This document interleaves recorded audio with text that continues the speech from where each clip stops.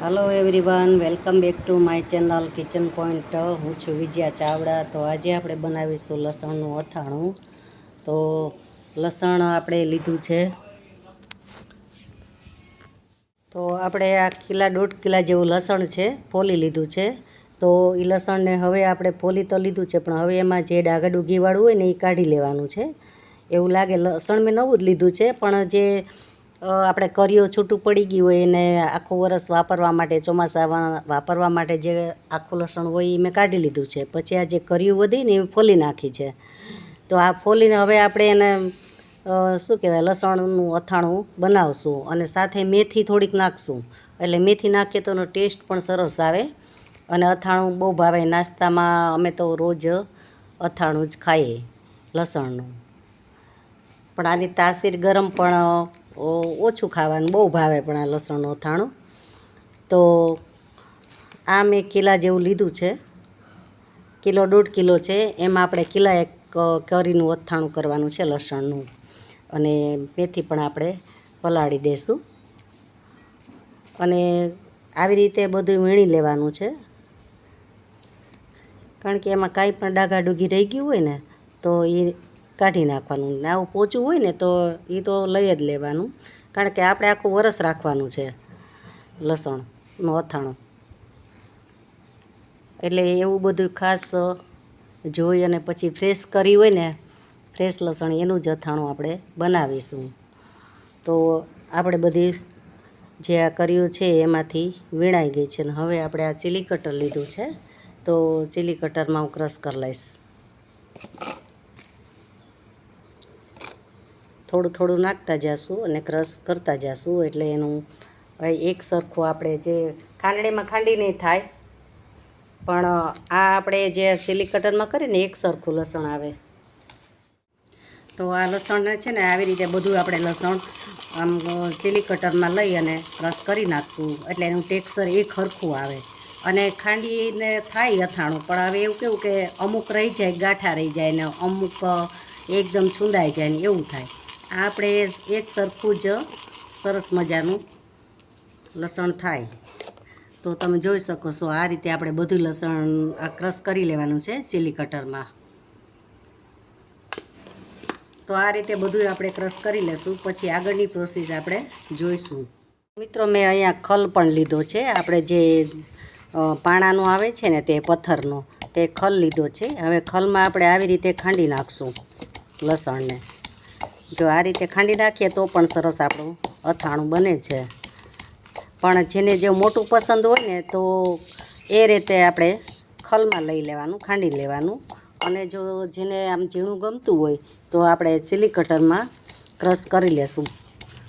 તો આ રીતે આપણે બધું લસણ આમાં અડધું, મારા મોટા છોકરાને આવી રીતે મોટું મોટું ભાવે છે, એટલે થોડું આપણે મોટું લઈ લેશું।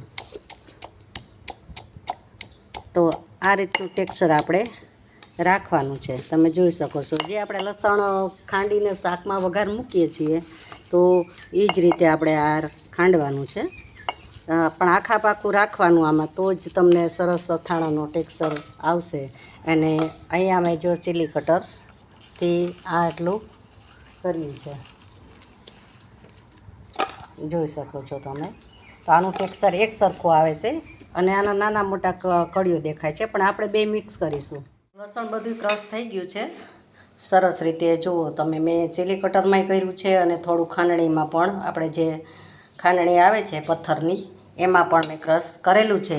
અને આ લસણ ટેક્સચર, કલર ને બધું સરખું આવે એટલા માટે મેં થોડીક ચીરું કરીને થોડાક કર્યા છે કટકા, એટલે ગમે તે રીતે તમે લસણનું અથાણું બનાવી શકો છો, પણ આપણે થોડુંક ક્રન્ચી લાગે વચ્ચે એટલે મેં લીધું છે। તો હવે અહીંયા તેલ પણ મૂકી દીધું છે। તો તેલમાં આપણે બીજું કશું અત્યારે લેવાનું નથી થતું, કારણ કે હવે આપણે લઈશું ખાલી લાલ મરચાં। જો તેલે આપણું આવી ગયું છે, અને 1 ચમચી આપણે લઈશું હિંગ। હવે આપણે વઘારી દઈશું લસણને। તો જોઈ શકો છો તમે, આ રીતે આપણે લસણ બધું લઈ લેવાનું છે।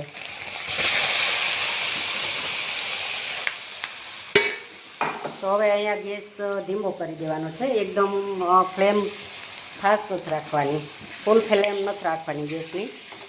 હવે એને આપણે આ રીતે હલાવી લેશું.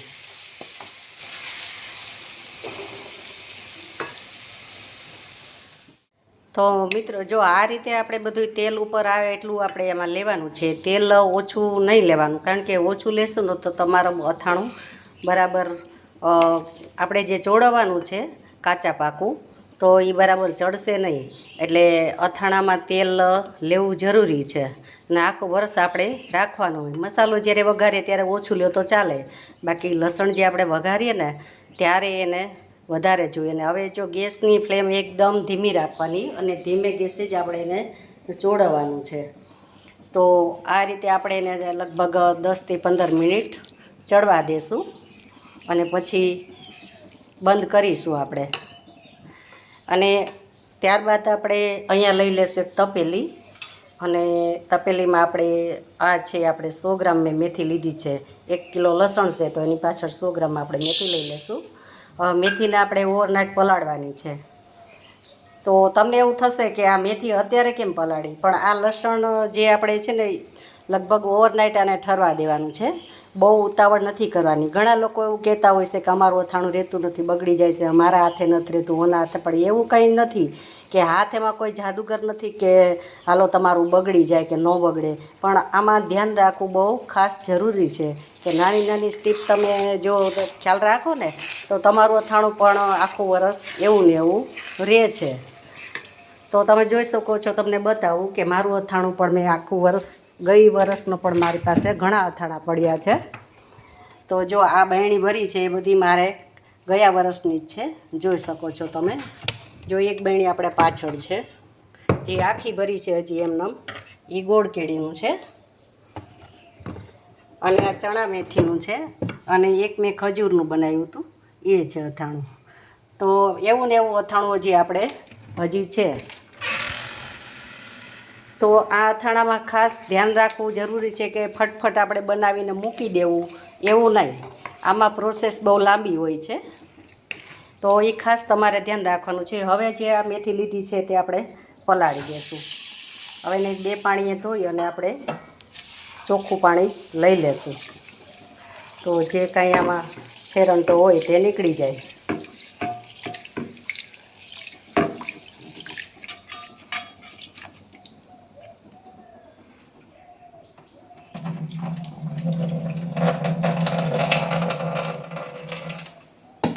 હવે આપણે બીજે પાણી પણ ધોઈ લઈશું. હવે આપણું જે લસણનું અથાણું છે ને એ ઠરી જાય. ઉનાળો છે એટલે ઠરતા તો બહુ વાર લાગે, એટલે બહુ ઉતાવળામાં કરાય નહીં. એટલે આપણી મેથી પલાળી દેશું અને કેરી પણ સમારી અને એમાં મીઠું હળદર ભરી દેશું અને સવાર સુધી બેયને રહેવા દેશું. પછી આપણે અથાણું બનાવીશું. તો અહીંયા આપણે પાણી લઈ લીધું છે. હવે આને આપણે ઓવરનાઇટ પલાળીશું મેથીને, અને સવારે સૂકવી અને પછી આપણે અથાણામાં યુઝ કરીશું. અને આ જો આપણે ખદખદી ગયું છે. અને આનું એક ખાસ ધ્યાન રાખવાનું છે કે આની માથે કંઈ તમારે ઢાંકણ ઢાંકીને આપણે લસણને ચોળવવાનું નથી, કારણ કે જો ઢાંકણ ઢાંકશો તો એની પર ઓજ વળશે. તો ઓજનું પાણી જે અંદર જશે ને તો બધું લસણનું અથાણું આપણું ફેલ જશે અને બગડી જાય. આનું એક એ રીઝન હોય છે, તો એ ખાસ ધ્યાન રાખવાનું. અને બીજા નંબરમાં કે મેં અહીં 200 ગ્રામ રઈના કુરિયા લીધા છે અને 50 ગ્રામ આપણે મેથીના લીધા છે. કારણ કે મેથી ઓલરેડી આપણે 100 ગ્રામ લઈ લીધી છે, તો એની સામે આપણે 50 ગ્રામ જે કુરિયા આવે છે એ લીધા છે મેથીના, 200 ગ્રામ આપણે રઈના કુરિયા લીધા છે. તો અહીંયા મેં તેલ પણ સાઈડમાં મૂકી દીધું છે. તો હવે આપણે એને વઘાર આપી દઈશું. તો જોઈ શકો છો હવે આ વઘારમાં કશું આપણે મૂકવાનું નથી, કારણ કે હિંગ એમાં મૂકી છે, તો આમાં બીજું કશું ના હોય. તો આપણે હવે વઘાર આપી દઈશું. બહુ તેલ નથી થવા દેવાનું, નહીંતર આપણો વઘાર બળી જશે. તો આ રીતે આપણે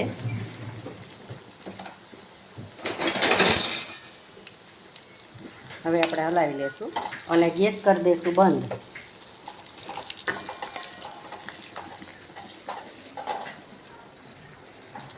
તો આપણું લસણ પણ ચડવાયું છે. તો તમે જોઈ શકો છો, જો આ રીતે આપણે હાથમાં લસણ લઈએ અને પટ લઈને આવી રીતે કપાઈ જાય. એટલે તમારે ધ્યાન રાખવાનું કે હવે આપણું લસણ ચડી ગયું છે. તો અહીંયા આપણે ખાલી હળદર લેવાની છે. અડધી ચમચી આપણે હળદર લઈ લેશું એટલે હળદર સરસ આપણી એમાં બેસી જાય. અને મરચું અને મીઠું એ બધું આપણે જે ઠરશે મસાલો આપણો પછી જ લેવાનું છે. તો આપણો મસાલો પણ વઘારાઈ ગયો છે. તો હવે આને પણ આપણે ઠરવા દેશું અને આપણે જે આ છે એને પણ ઠરવા દેશું. એનો ગેસ પણ બંધ કરી દીધો છે. તો તમે જોઈ શકો છો સરસ આપણું લસણ ચડી ગયું છે. તો હવે એને ઓવરનાઇટ ઠરવા દેશું પછી આપણે આગળની પ્રોસેસ કરી લીધી છે. તો આ કેરીને આપણે હવે છાલ ઉતારી અને આપણે એને છીણી લેશું. કારણ કે 500 કેરી લીધી છે પણ નાની કેરી છે અને તોતા કેરી છે અને એમાંથી ગોઠલા અને છોટલા નીકળી જાય એટલે 250 જેવી આપણે કેરી વધશે. તો અહીંયા સૌપ્રથમ છાલ ઉતારી લઉં છું. આ રીતે છાલ ઉતારીને પછી આપણે એને છીણી લેવાની છે. તો આ કેરી આપણી બધી છોલાઈ ગઈ છે. હવે એને આપણે છીણી લેશું. થોડીક આપણે જાડી રાખવાની છે કારણ કે જો ઝીણી રાખશું તો આમાં ભેરી ભળશે નહીં સરસ. એટલે આપણે થોડીક જાડી છીણશું એટલે સુકાતા એનું ટેક્સચર બરાબર આવી રહે એટલા માટે.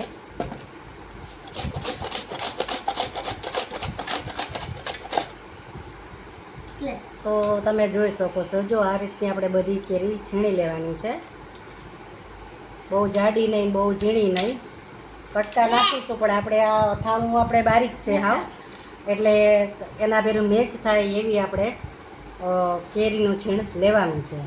એ બધી આપણે છીણી લેશું.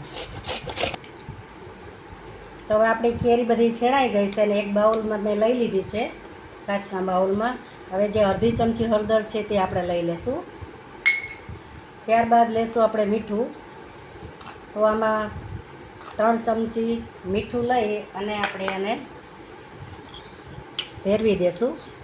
ભેરવી અને આને ઓવરનાઇટ રાખીશું એટલે આપણું બધું મીઠાનું પાણી થઈ જશે અને કેરી આપણી હળદરવાળી સરસ હળદર ચડી જશે છીણમાં. તો આ રીતે આપણે હળદર ભેરવી દીધી છે, હળદર મીઠું. હવે આને આપણે સાઈડમાં રાખી દઈશું ઓવરનાઇટ.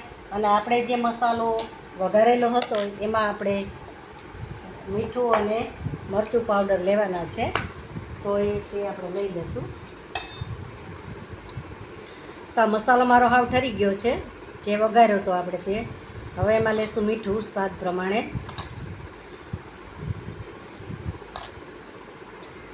તો મેં 3 ચમચી મીઠું લીધું છે અને આ મોટી 2-3 ચમચી હું મરચું પાવડર લઉં છું અને મિક્સ કરી લેશું. હવે ઓછું વધતું તમે કરી શકો છો. આમાં મરચું તમે જેવું ખાતા હોય તીખું તે પ્રમાણે લઈ શકો છો. મારે તો મોરું મરચું છે અને આમાં નોન સ્ટોપ તો આપણે કાશ્મીરી મરચું જ વપરાય છે. તો એ બહુ તીખું નથી હોતું, કલર માટે જ ખાસ હોય છે. તો હજી આપણે થોડું મરચું લઈ લેશું. અને મિત્રો મારા વિડીયો તમને ગમે તો લાઈક કરો, શેર કરો અને સબસ્ક્રાઈબ કરજો અને બેલ આઇકન પ્રેસ કરજો તો મારા નવા વિડીયો તમને મળે. તો મેં અહીંયા 1 ચમચી મોટી પાછી લઈ લીધું છે મરચું પાવડર. તો એને મિક્સ કરી લેશું.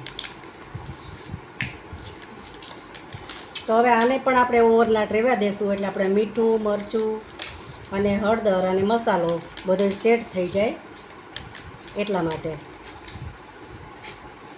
તો સરસ આપણો મસાલો તૈયાર થઈ ગયો છે.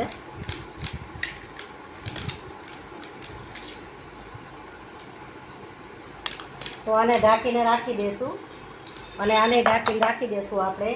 ઓવરનાઇટ રાખશું, સવારે આપણે આગળની પ્રોસેસ કરીશું. તો આપણે જે રાત્રે છીણ બનાવેલું હતું એ મેં સવારે પાણી નિતારી અને સૂકવી દીધું હતું. તો સરસ મજાનું આપણું છીણ થઈ ગયું છે કેરીનું. તો એ પણ તૈયાર થઈ ગયું છે. ત્યારબાદ આપણે જે મેથી હતી, મેથીને પણ મેં સવારમાં સૂકવી દીધી હતી. કારણ કે વિડીયો લાંબો થઈ જાય એટલા માટે મેં સૂકવેલી બતાવી નથી. પણ જુઓ, તમે જોઈ શકો છો, જો આ રીતે સરસ મેથી આપણી પલળી ગઈ હતી અને એને મેં નિતારી લીધી કાણાવાળા ટોપલામાં અને પછી એને સૂકવી દીધી હતી 2 કલાક. તો સરસ રીતે આપણી મેથી સુકાઈ ગઈ છે, કોરી થઈ ગઈ છે. તો અહીંયા આપણું જે લસણનું અથાણું છે તે પણ તૈયાર છે. તો એ પણ ઠંડુ થઈ ગયું છે એકદમ સરસ મજાનું. તો હવે આમાં આપણે મસાલા લઈ લેશું. અહીંયા આપણે જે આ મસાલો છે તૈયાર કરેલો તે પણ ઠંડો થઈ ગયો છે. તો એ મસાલો આપણે લઈ લેશું. સૌપ્રથમ આપણે જે લીધી છે આપણે જે મેથી, તે મેથી લઈ લેશું. મેથીનો ટેસ્ટ આમાં બહુ સરસ આવે છે, તમે એકવાર ટ્રાય કરજો. અને જે છીણ છે આપણે કેરીનું, તે પણ આપણે મિક્સમાં લઈ લેશું, એટલે બધું સરખી રીતે આપણું ભળી જાય, મિક્સ થઈ જાય એટલા માટે. હવે આપણે જે આ મસાલો બનાવેલો છે તે મસાલો લઈ લેશું. તો આ મસાલો બધો લઈ લેશું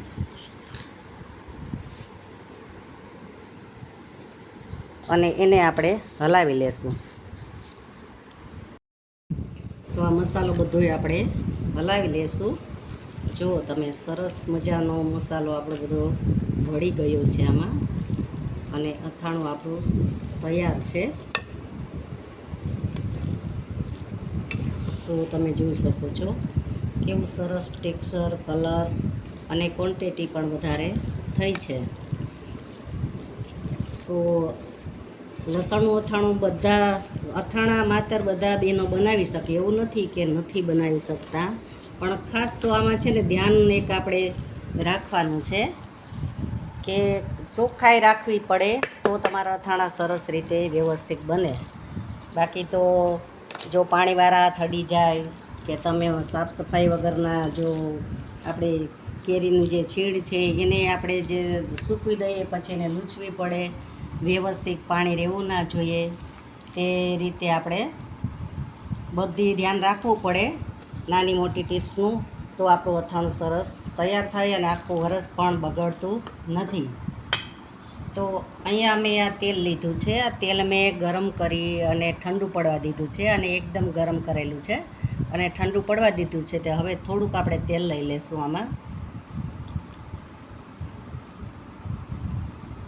તો મેં 100 ગ્રામ જેવું તેલ લીધું છે. તો બધું તેલ આપણે લઈ લીધું છે. હવે એને આપણે મિક્સ કરી લેશું.